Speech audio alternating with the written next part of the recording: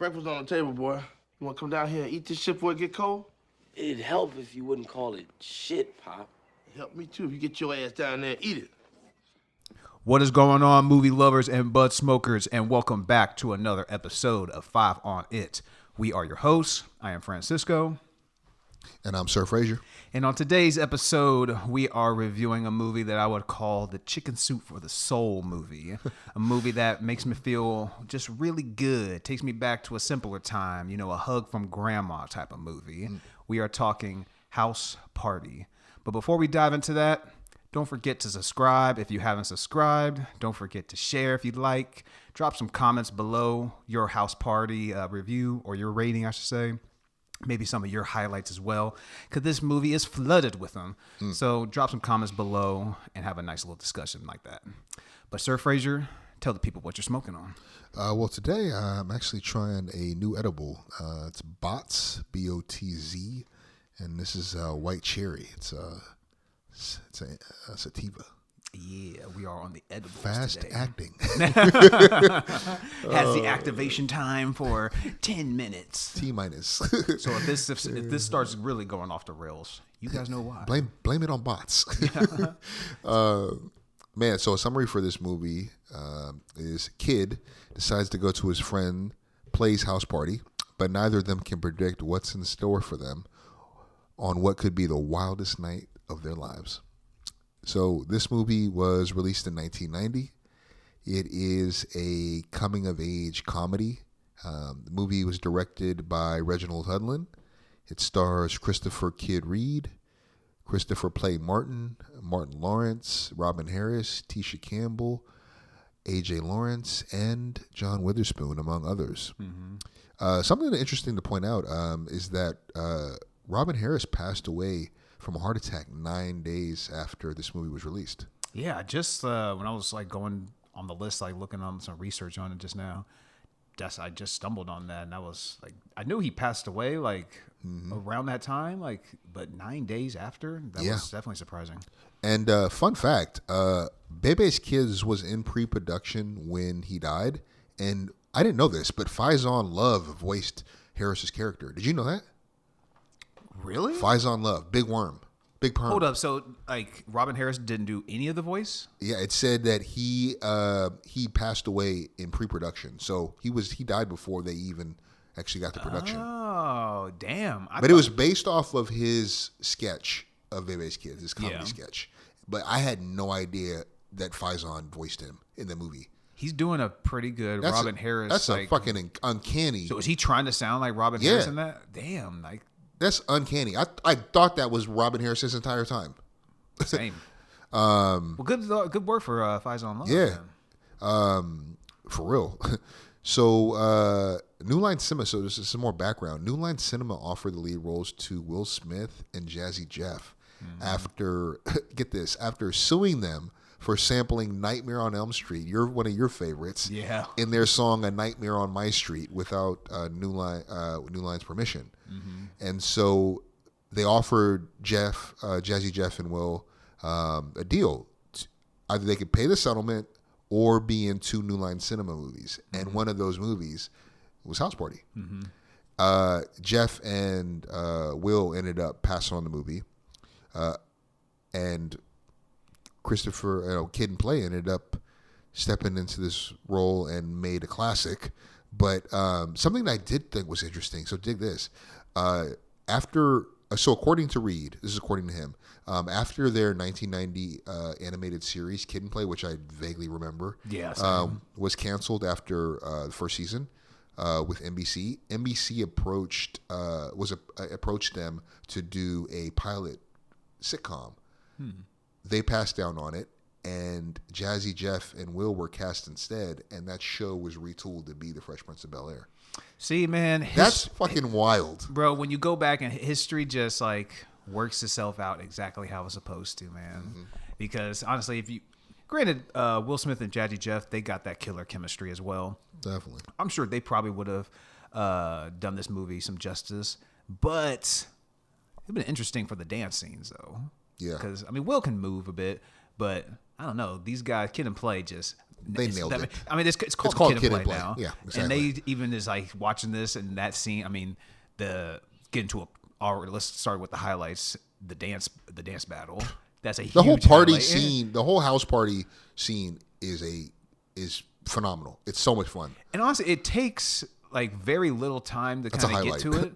Like I want to say, like I didn't really check the like how far into the movie, but it feels like we get to the party scene like pretty quick. Mm-hmm. Even leading up to that moment, it doesn't feel like slow or anything. I feel like the pacing is very good. It's like more like a midpoint though. I feel like that's like the second act is the house party.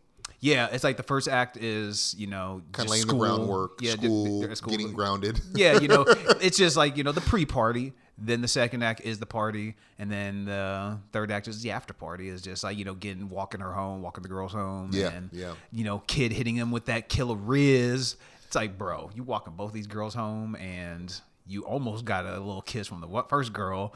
Then you end up almost knocking boots with Shireen. Then you almost knocking boots with fucking who she's going to be, Gina, in a few years. Yeah. Man.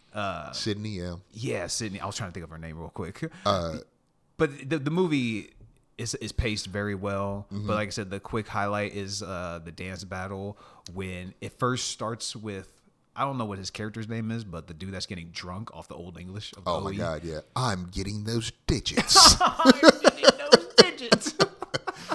Bro, even the side characters. Scandalous. Dude, the drunk dude and the guy with the suspenders when he keeps bumping the fucking table. Oh, my God, that would have pissed me off, too.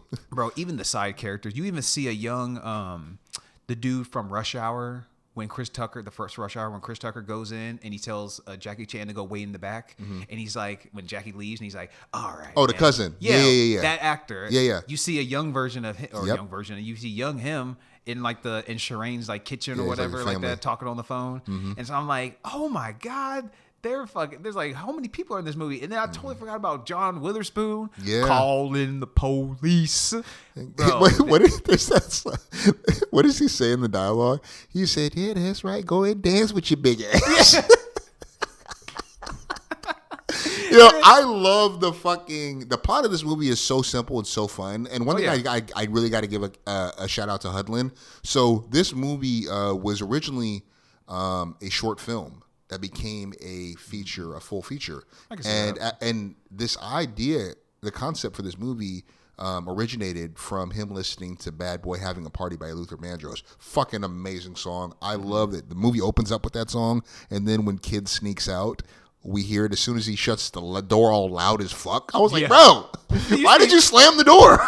And then you see your dad's sleeping on the couch. You see Robin Harris's fucking eyes lit up, fucking underslept, overworked eyes, just single open up, parent. God damn, man. Robin Harris, give him his flowers throughout this movie. Yeah, he improv'd a lot of his lines too. He has such just a presence. I mean, he gives off that presence of stern but caring father. Yeah. Even when he goes and he shows up to the party, like I said, there's going to be a bunch of highlights throughout this review and throughout this movie. But when he even shows up at the party looking for Kid, and he's just he just starts going off. Oh yeah, he's just teeing off on everybody in his way. Why don't you just go home? You better not ever do a crime. All you gotta do is follow the drip. Follow the drip. He says that to AJ Johnson. And granted, I will say that I know, when I looked at the cast, I was like, who the fuck did he play? And I'm like, that's him? Ezale. Dude, better known as Ezale. That's him. It's like X. Yeah. No, that's not him. Ezale was the one with the Jerry curl. Oh, okay. Yeah, he was a different dude. But he didn't have any lines in this movie. I will say maybe some of the humor is just for the culture, I should say. Mm-hmm. Maybe some people that aren't when they say the Jerry curl, follow the drip. Yeah. Maybe some people won't understand that type of humor. The reference. So maybe I could guess quick divergent to the negative side, I suppose. Maybe that could get lost in translation a little bit. Maybe it's strictly just for certain black culture. Maybe certain people will watch it and maybe not understand some of the jokes. But Robin Harris is hilarious throughout this movie. Oh, yeah.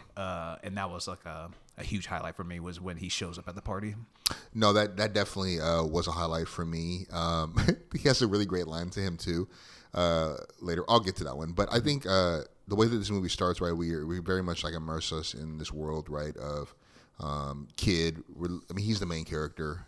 It feels like for at least some of this movie or most of the movie.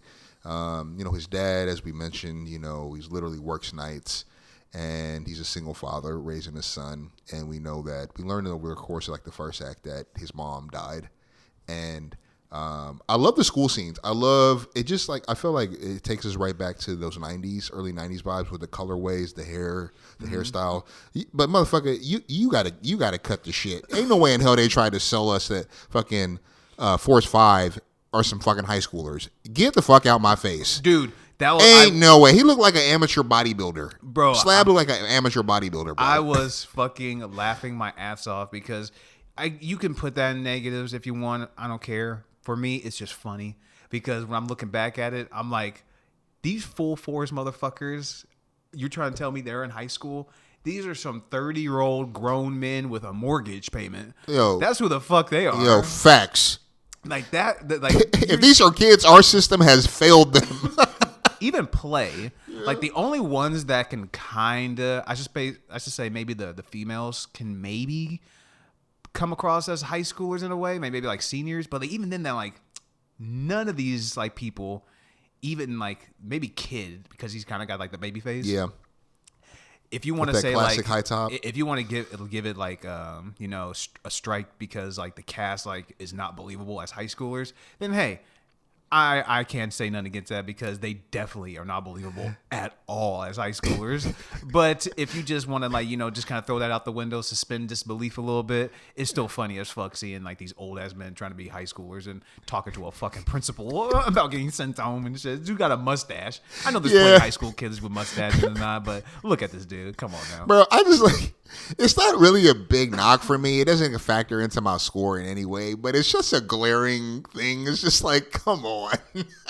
It's a grown ass man. Dude. Oh man. But yo, the cafeteria scene. Mm-hmm. When he throws the jello, like, I smell pussy. Dude. Like I mentioned, this movie is so I don't know. Maybe some great one-liners. It's super nostalgic, bro. And there's so many things that like I will say that I still say to this day, just like that when he's just like, I smell pussy. Even Robin Harris is talking about your monkey ass, and I was like, is that where I got it from? Is that why I keep saying that shit? There's so many like lingo in this movie that I'll still say to this day, and that's why it's like, I mean, even looking it up. Said in 2022, the film was selected for the preservation in the United States National Film Registry by the Library of Congress as being culturally, historically, or aesthetically significant. Mm-hmm. So, I mean, you can have your own opinions about that type of stuff, but usually when they put movies in that stuff, I mean... They are culturally and historically significant. I was still surprised it got a 94%. The fans and the critics love this movie. For good reason. And I'm going to be honest, because when you think of, like... more like black aesthetic movies, like I don't know how many of my white friends actually heard of House Party or seen House Party unless like their black friend introduced it to them. So like with this unfortunately that's true. Yeah, I could totally see that. Exactly. And to see like it get good reviews, like usually that type of movie is just like going to get like maybe a 50-60% like that, it's going to be split down the middle, but to see it get to such high praise as it got, I'm definitely surprised and happily surprised to say the least. No, I'm with you on that. I 100% agree. I think that this movie, I want to say, I think that there's certain movies that come to mind when I think about the top tier coming of age movies. For me personally, and those movies include The Breakfast Club, Superbad, and this movie. I think this is an excellent coming of age movie. It's so much fun. It's so iconic. The music, the dance scenes. It's also a movie, right, where you see just a lot of like just black people having a fun time. Like that house party scene in the second act is a whole fucking highlight reel for me. Yeah. It's so much fun. The dialogue is great. The dance sequences are fun. There's tension that's built in throughout that entire act, with the bullies trying to get in the house, and then his dad showing up there, and then the sexual kind of competition, but the fucking rap battle. I'm going way out. I'm ready to serve you. Dude. You know what I'm saying? Like there's so much like Oh man, it's like the rap battle scene was a lot of fun. Every time, that's another huge highlight is the rap battle scene. It's iconic. Since watching this movie a couple of days ago, random times throughout the day now, it just pops in my head. It's the PLAY, just here to say hi, asking you, may I tell you about the day I bro, that shit. And dude, I know it verbatim. I could just do the whole goddamn rap. It's just iconic to me. Yeah. Oh yeah. And it just makes you feel, like I said, it's the chicken soup for the soul. It's the hug from grandma. This movie just makes you feel good. Even like it's a highly rewatchable. To your point, very highly rewatchable. It's a scene that maybe not will think of as far as like, seeing black people just like having fun, because I mean you will think of like the actual house party, but something that I also think of was like when they go to Shireen's house and just seeing just like the family dynamic just in the living room. In the projects, yeah. Well, they're in the projects, but they're all just hanging out, watching a movie, just chilling, making some Kool-Aid. Old boys like trying to get going like for his girl or for his date later. Yeah. They're making the hood Kool-Aid, and we all know how they make Kool-Aid. It's pretty much how they show it. That you don't follow the instructions on the pack. You don't do the actual cup. Just like Uno, you can't trust them. They don't know what they're doing. Just give us the pack, and we'll take it from here. Well, thank you. But just seeing that is just like a very nostalgic as well. Of just like you might not have much, but still seeing all the love in the house and seeing everybody together as well. Yeah, It's not a scene that you would necessarily think of as being fun, because projects aren't really a fun place. But when you have your family and everything, that's kind of what this also is. Themes of this movie is family and friends as well. Yeah, and I mean, you said something earlier about the pacing, and I do love the pacing, right? Because we go from that fight to the principal's office where kid's not going to get suspended, but they're going to have to call his father and notify him that he got in trouble, got in a fight. And so now he's on the clock to try to intercept either a letter or a phone call from the school to his dad. Mm-hmm. And so there's that tension, right? And then when he finds out that when the dad gets the slip that he gotten in trouble in school, that whole dialogue is so much fun. He's like, I didn't think it was important. Oh, you didn't. Yeah. School thought it was important. Yeah. And then he starts kind of piecing it together. It's like, wait a minute. You asked to go to Peter's for a party. He said, his parents aren't even in town. He said, y'all think y'all slick. He said, no. He has this great line. Every little step you take will be around his bedroom tonight. Yeah. Such a great, I love that scene. It's definitely a highlight for me. Because there's also like that, you also feel that tension between the dad. You feel like the stress. Mm-hmm. Because he says, he gives that really harsh line. He's like, you're going to mess around and make the same mistake I did. And, oh, man. Yeah. Once you let that out, yeah, man, the damage is that's going to be therapy. That's a therapy conversation. Yeah, years down the road. That's one of those like you're going to have to do a lot of making up pop. I didn't really mean it like that. But even quick shout out to his wardrobe. He just still also looks like the disheveled father. That's just like work. Like I said, like overworked and underpaid and underslept. He might even work for USPS. Did it say where he worked for? No, they didn't. Oh, they just talking about him trying to get overtime, and that's why he didn't want Kid to tie up the phone lines. Yeah. But whatever he does, I mean, as a single parent, he's still got a nice house. So yeah. So you're still doing pretty. I mean, probably like working too much, but still got a nice spot though. No, for sure. And when he sneaks out. The dad goes looking for him in the night. And I mean, the recurring interactions they have with the police are like those policemen. Mm-hmm. I'll repeat after me. I am somebody. Dude. That shit was outrageous, yo. Fuck? Obviously, I mean, we're doing this movie for Black History Month. So like there are some more serious movies that we have reviewed, mm-hmm. and their interactions with the police have been a lot more serious, taking it on camera. Mm-hmm. But which I feel like there are some underlying moments in here, like when they're the cops are fucking with all of them. Mm-hmm. There are some underlying scenes where it's like we're really going tongue in cheek here. It's really going comedy, but there are some like hints at like the real shit that's happening. Yeah, not saying like police brutality as far as getting beat up, but just far as just like harassment and just the prejudice and mm-hmm. just the stereotypes that they have for the black people and black youth as that. Yeah.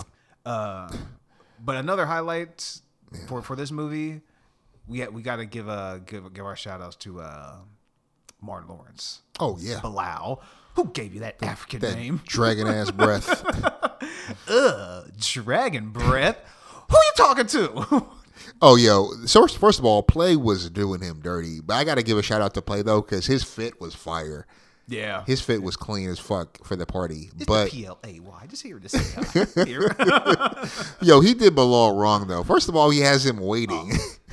Yo, I love this. I love the art. You see what Bilal's calling from his bedroom? Yeah. It has the slippery when wet and all these bikini-clad women like covering his wall. Yeah. Doesn't he acknowledge it too? He says something like that. He says like, I forget what he says something. He has a line where he acknowledges like the girls on his wall. Dude, but like he's also fucking up his equipment. Like his DJ equipment. You see all the scratches. Oh my too. god! With friends like that, bro, yo, his voice kept getting higher and higher. Yo, he is. First of all, he has him waiting for hours, and then he pulls up and doesn't even take him with him because he's got a shorty in the front seat, and he's fucking destroyed his equipment, putting them in the car. Bro, and then he comes back and he tries to make it up with bringing 3 girls. And he's like, I'm trying to let you, get a little heads up on it. Like, head start on the game before they get all drowned out by the dudes at the party. And he's like, all right, fuck it. And then that's when he gets dissed again. That breath, man. Dragon. Dude, well, that is just the thing with him. He's just dragging breath throughout this movie. That's unfortunate. Because even when... he tries to ask Sydney to dance. Yeah. She hits him like kind of like what the. She's just and then she just runs off, and then he kind of like he kind of acknowledges it, but then Shireen just flash out just tells him like, has anybody ever told you got? Did she actually say dragon breath or just your breath stings? Yeah, she said something like that. It's like, oh man, at the very end, the third act. Poor Bilal. Okay, so I gotta be real. The second act is my favorite, no question. The third act, there were parts of it that I liked. For example, him and Sydney, like that whole situation and them bailing him out. But it did it's just my least favorite of the 3 acts. Yeah. When he's rapping in the jail cell. I didn't really like it. You know what I'm saying? Like, I mean, it ends great, right? With his dad fucking waiting for him with the belt. What part I liked... I didn't really like. It is probably my least favorite. I mean, the second act, the actual house party, is just fantastic. It is easily number 1. But the lead up is probably the second, and then the third act is third. But it's a little bit awkward. I feel like when he's like rapping in the cell, I could definitely see that. It was a little funny though when they're trying to gather up the friends and try to get the money together for Kid to bail him out. Yeah, that was that was a good part of it. When Bilal was just like Shireen, and then old boy just pulls the curtains back. Yo, and he starts fucking taking off. Oh my god! Then fucking Play almost left his ass. He's like, bro, I saw you running like that. I was like, can't be 2 dead of us, or 2 dead, or whatever the fuck he said. That shit was fucking hilarious, man. Oh man, yeah. This movie just has such a special place in my heart. I mean, okay, so let me ask you this. I'm really curious what you think. There's some really, really, goddamn it, this movie came out in 1990. There's so many great movies in that era, in that decade. It's insane. So I mean, where do you put? I guess where does this kind of stand when you're thinking about 90s movies? Well, let me look up, see what kind of got released in the 90s. So if I'm looking at it right now, like popular 90 movies, obviously, damn, we got Goodfellas on here, King of New York, Misery, Dances with Wolves, even though I'm not quite a Kevin Costner fan. Problem Child. Man. Oh, no. Damn. Well, there's... Now, are you talking about, like, just 90s in general? Or, like, 90s, like, comedies? I'm thinking 90s in general. Because, I mean, I think... that's the thing about the 90s, right? I think we have so many great movies across genres, right? We got sci-fi at The Matrix. we have horror, Scream. I think Scream is definitely a standout in that decade. The first one. I say that without. I think without Matrix reservation. came out in 2000, or was that 99? No, that's 98 or 99. It might be 98. Let me just look it up. Yeah, no, 1999. 99. 99. I mean that came out, dude.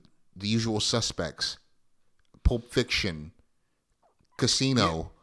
Yeah, well, I think Rush Hour, Man. Ace Ventura. see when you're putting it up against Across genres, there's just so much. Boys in the Hood, New Honestly, Jack City, Honestly, I think. The Big Lebowski. Well, I think I like it better. Like, well, if we're having a ranking, I think I like it better than New Jack City. Which one? House Party. If we're having a rankings, if we're having a top 10 of like favorite 90s movies, would House Party make the list? Of what? If we're making like a top 10 like favorite 90s movies. Top 10? Yeah. Like would House Party make it? I don't know if it would be. I'll tell you what will be on there. Pulp Fiction, The Matrix. Yeah. Silence of the Lambs, bro. There are so many. I'd have to actually really sit and think because there are so many great movies in that decade, and I know I'm going to miss some.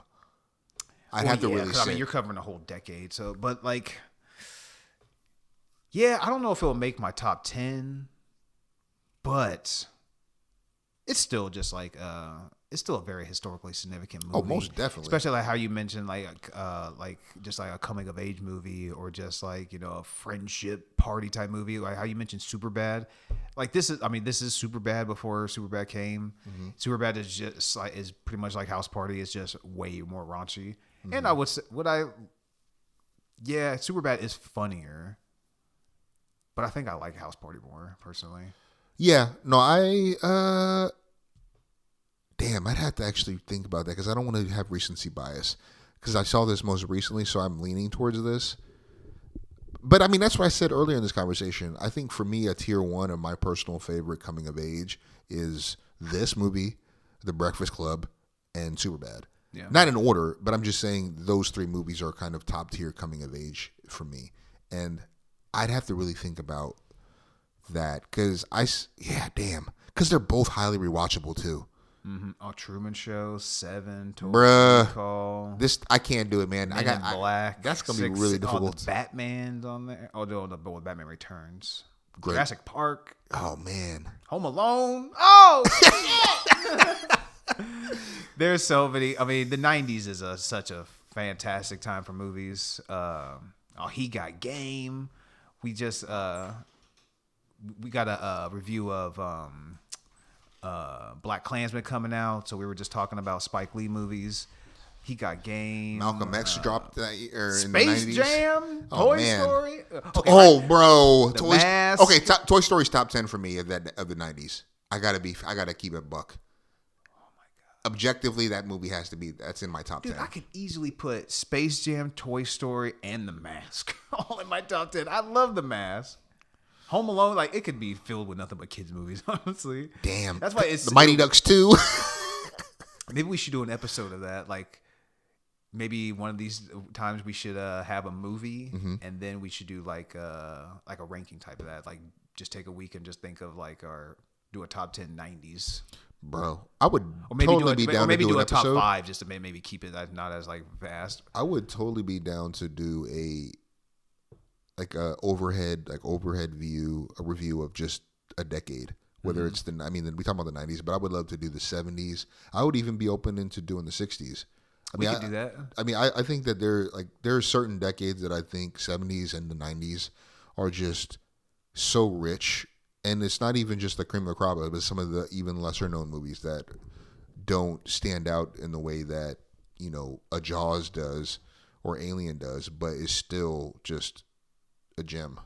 Maybe we should do that. We can. I totally would. We can do highlight the '90s, and we could each have like 3 to 5 that we want to like talk about. Dude, that's gonna be a tough process of. Like I said, it would be a tough process, man. But I think that'll be a pretty good episode. That would be fun, yeah. But we definitely got into the weeds on that. No, we did. But I mean, that's a great thing about smoking and talking about movies, especially movies in this era, because this came out literally in 1990.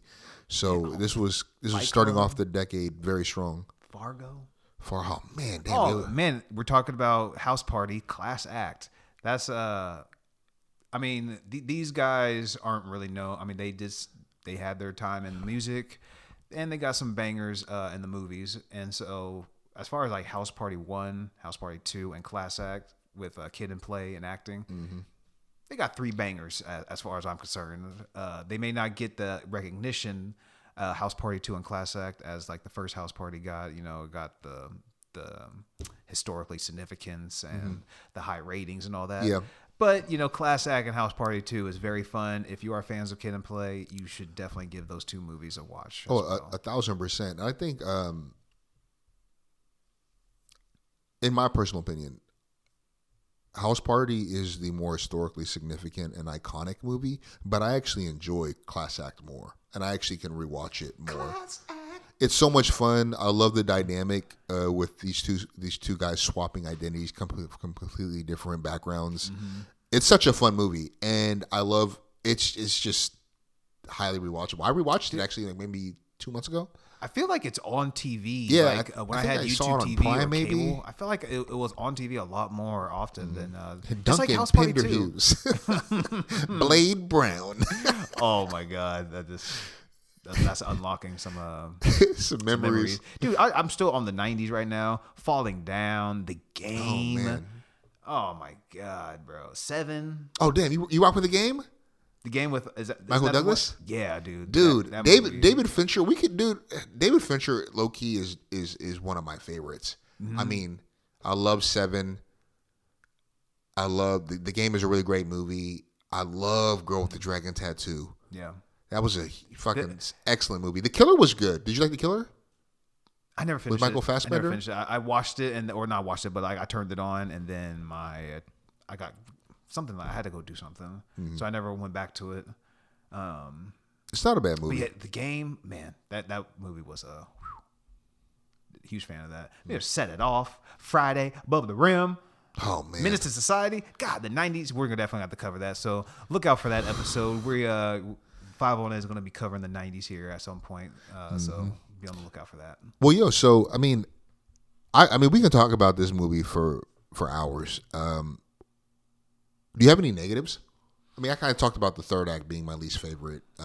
Also, the thing with the roof, where like the very beginning of the movie, he's having this dream, and the house party. Actually, the way that it was shot was really cool because it was very immersive, and that's the thing I really want to do give credit for. Actually, I know we're talking about negatives, but the camera work during the actually house party, it was just. It felt like you were there. Yeah. It's so much fun. And like the warm vibes, but you can also see like the sexual tension there, you know, sexual competition as well. So I love the camera work there. But the way that it started at the beginning where he's kind of dreaming about this party and the roof gets blown off. And at the very end where it crashes on the cops, I'm just like, was this a dream? I don't understand. Like, what's going on? It does start a little funky. But honestly, like, it does sort of, I don't want to say like goes downhill or anything like that, but the third act is the least favorite. It begins, I feel like at a nice level, and it just kind of builds and builds. You're meeting the characters, you're getting everything set up for the party, and like the house party is so fun. Like I said, the way they film everything. It's a tough act to follow. And it makes you feel like, God, you just want to, it almost makes you feel like FOMO because you're like, God, I want to be at this fucking party right now. Like everybody's there having a good time, dancing and shit. The music's great. Nobody's just, because like sometimes you go to parties where that has this amount of people, but people are just kind of standing around, just talking in their own little groups or whatnot. Like this feels like a party where everybody's just moving and just like doing their fucking thing on the dance floor. It's like, it just feels like a very fun type of party to be at. And you know, something that I also really appreciate, there's also nostalgia for me, and tell me if this resonates for you, but nostalgia in that even though this is 1990, so I was young. I mean, I was born in 86, so I was very young. But I mean, I do remember having older cousins who were of that age and going out and partying. And I remember it looking like so much fun. Yeah. You know, because I remember I heard the music because the music was everywhere. And it just kind of takes me back and then to that kind of time, you know, in that party, you see there's no cell phone in sight. People are just present. Like I said, everybody just kind of... it's very nostalgic. Rewatching this, it's a different type of party. Like, I don't know if I've been to like I said, I've been to a party that's had this amount of people, but not one where it's just like you literally walk in and everybody's just like, as soon as you walk in, it's just dance floor. Everybody's just everybody's just Getting in it that in. shit. Yeah. I was like, I don't know if I've ever been to a party of like quite like that. I know. I wish I had. Shit, Which I'd go to one now. Which it kind of like, I mean, it is Hollywood. You kind of got to go over the top. I But wish I feel we like had this house is, parties like that. I feel like this movie, even though like I've never been to a party like this personally, but it's like it still feels like realistic. It's not like, was that movie like Party? Wasn't not Party X, but fuck, I can't think of it's like something X. I forget. It's like some party movie where like it shit just gets completely out of control. It's just like it's still grounded in realism. Pretty much this movie. It feels like like I said, you could still like show up or be walking down the street at a college town and see like a party like this. Like, oh shit, this looks just like that movie House Party. Yeah. It doesn't feel like out of the realm of possibility. Okay. But negatives, like standouts, I can't think of anything too much that like really like grind my gears. Like I said, the cast was great. Even seeing John Witherspoon, the wife they don't show her face. Yeah, they do. Do they? Yeah. When she calls him by another man's name. Yeah. Who's that, Harold? Or Carl? He's like, who the hell is that? Isn't that the chick in Friday After Next? She's in Friday After Next. The one with the mustache? She was his wife in Boomerang. Mm-hmm. I don't know if they're married in real life, but yeah. They've been in a few movies together. But seeing them, like, I did this, like I said, I trip over my own words right now. I totally forgot that John Witherspoon was even in this movie. So nothing really stands out as far as negatives. So many highlight scenes, the dance, the rap battle, the soundtrack is great. Mm-hmm. The pacing was still pretty good, even though it does tail off a little bit towards the end. Mm-hmm. It still keeps my attention for the most part. And then it ends on such a high note with Kid getting into bed thinking everything is all gravy, just to find out his dad's been waiting for his ass and his ass is his. And you hear him getting beat with the credits. Yeah. I was like, oh my God. And every 90s kid knows what it's like to get their ass whooped by a belt or in some form of way, no matter if it was a switch or a cord. They remember the sound of that leather belt clacking together. Yeah. I was like, oh no. That sound is iconic. That sound is iconic in every black household, I would say. Oh my God. If you were raised by a black mother or father, you know the sound of that belt and that leather clicking together, and you know, oh shit. Let's talk it out. Yeah, please, no. Trying to cover your back and your head. Oh my God. I remember my mom broke a wood spoon across my ass. Oh my God. Like once it broke, we just kind of looked at each other like, oh shit. And then she's like, just go to your room. I'm like, I ain't gonna argue with you. I think she did that because I slap punch her. Oh. We were playing video games and I just slapped him. Oh my God. Oh yeah, he's like, oh, I'm telling mom. I was like, oh fuck. Oh man. Mm-hmm. But yo, I mean, pivoting to scores. I'll kick us off. I don't mind. Go for it, man. I'll kick us off this time. Go for it. This is a 4.5, man. I absolutely love this movie. It stands out in my mind when I think about 90s movies and other 90s movies that I forgot. The Faculty. Oh, Zeke, Josh Hartnett. Dude, Yo, such a good movie. They said they're remaking it. Fuck that. Or it's either remake or reboot, sequel. At this age, honestly, I hope it's a sequel because it's like you could still play off of like get Usher out of well, his you don't residency. have to. Well, you don't have to get like necessarily the same actors or anything. Oh, okay, but you can still play with the story of like those aliens maybe coming back or something like that. Interesting. Yeah. I can see that. So maybe like, I don't know. Actually, I don't know, bro. I don't know, but like I'm kind of glad. Like whatever they decide to do, I'm interested in to seeing what they do because The Faculty is a hidden gem if people don't know. Most definitely is. But yeah, I mean, this movie is just so much fun. I love the score. I love the way it's shot. I love just the different themes and elements they're dealing with. I think this is like the second coming of age movie we've done actually for Black History Month. The first one being Moonlight, which was much more on the drama side, and this one is just really a coming of age comedy and a little more light. Yeah, a lot lighter, and that's something we wanted to highlight too, which is like the elements like Black Joy, and that second act captures that so well. I mean, this is a damn near all black cast, with the exception of the principal. Why did you call his mother a gardening tool? Yeah, that shit was wild. I've never really thought about that. It's an all black cast. I mean, pretty much. Unless there's like some white kids like in class. Yeah, but I mean, I love this movie. I was so happy to see. It's not that this validates it, but it, seeing it get it entered into the registry. Mm-hmm. It was just great to see that get that recognition. Yeah. Or not recognition, I'm sorry, but appreciation. Yeah. I think it was just because it was already recognized by us. Yeah. We already knew that this movie was a classic. Yeah, the culture already knows about House Party. Yeah. I mean, it spawned, like I said, that I liked the first one and the second one. Mm-hmm. I think it had I know it definitely had 3. I want to say it had like 4. Like, it's kind of like Home Alone, where after like the second one, they kind of left. Yeah, they kind of take a little bit of a dive. Mm-hmm. But dude, it did. It had a budget of 2.5 and it did upwards of 26 mil at the box office.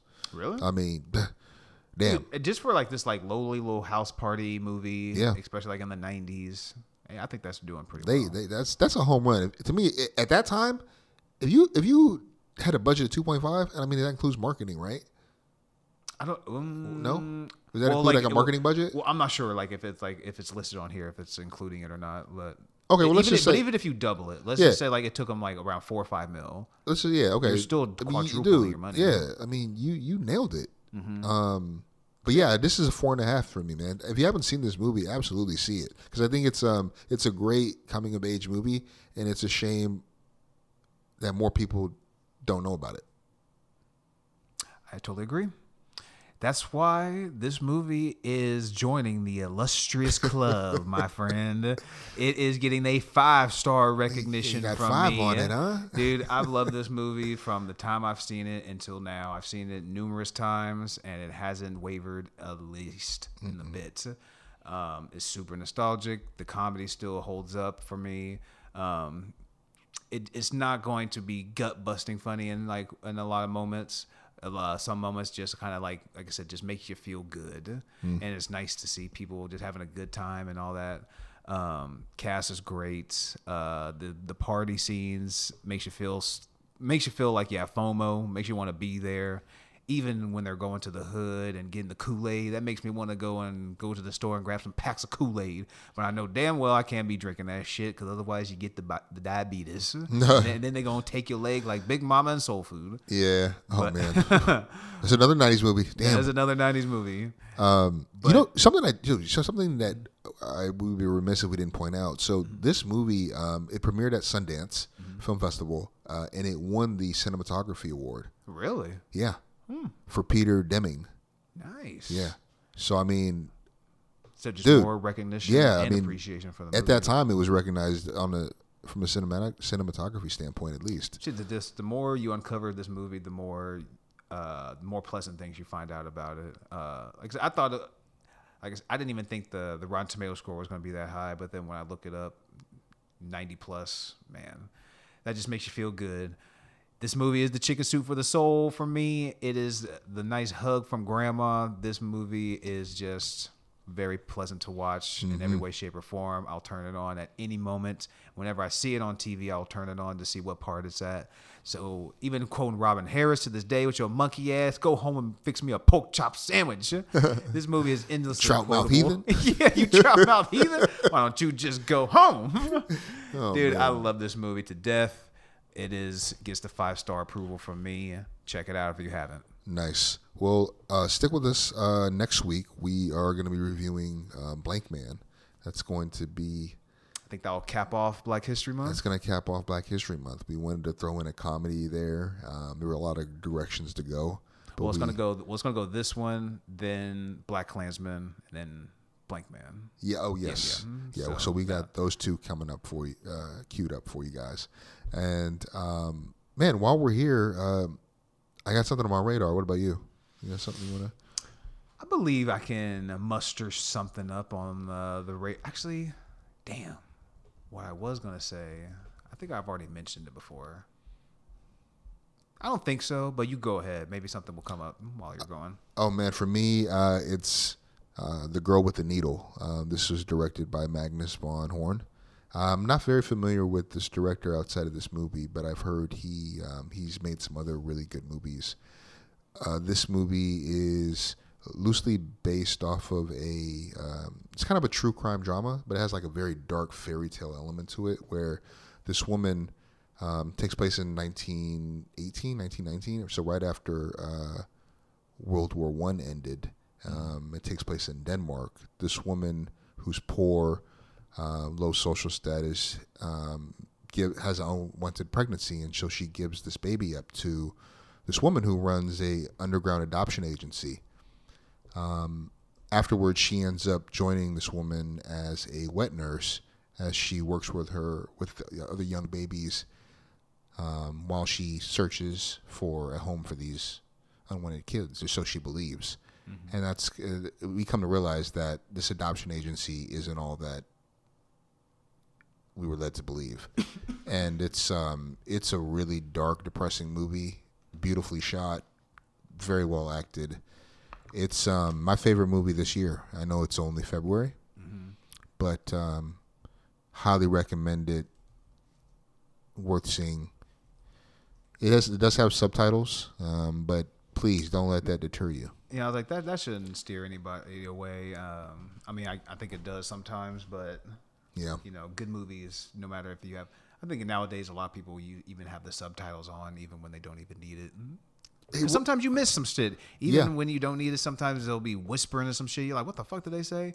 So honestly, I think it's a good habit to have just the subtitles on personally. But One thing I say about The Girl with the Needle, if you do decide to check it out, I would only watch a trailer. I wouldn't read much about it. I think going in with as little information as you can beyond what's provided in the trailer, I think it'll be more impactful for you. And it got a 93% on Rotten Tomatoes, and the fans are loving it right now too. So you can watch it for free. Yeah, the fans are loving it. But yeah, that's what's on my radar. What about you, man? Anything come to mind? Honestly, no. Oh, I couldn't think of anything right now. Yeah. I don't think I have besides the movies that we've been reviewing. I think I've just been watching a lot of just like TV shows recently. Okay. Just my usual Gordon Ramsay, Kitchen Nightmares. Nice. Hell's Kitchen. Watching Abbott Elementary. I was gonna check out Severance too recently because I heard that was pretty good. Even I guess on Netflix I checked out that new one, American Primeval. That's like the old. Heard that one. You should check it out. You might like it. With what's his name? Taylor Kitsch. I think he's in the lead role. Peter Berg's also in it. I think he directs a couple episodes. But it's a series, and it's kind of like about like the old Western time when like with like Native Americans as well, and like they're like, I don't even kind of want to get into it because I've only seen maybe like an episode or two, and I just kind of had to play it in the background, so I just don't want to like get too like specific with it because I don't kind of know what's going on. But visually, it's like it's nice just to have playing in the background because it's visually appealing. Oh, okay. The cinematography just looks amazing. Wherever they filmed it, looks great. But yeah, I guess something I'm high on is just Severance because I just want to check it out. So hell yeah, that's what's up, man. Yes, sir. Well, that's our episode for this week. Tune in next week. We'll catch y'all then. Peace.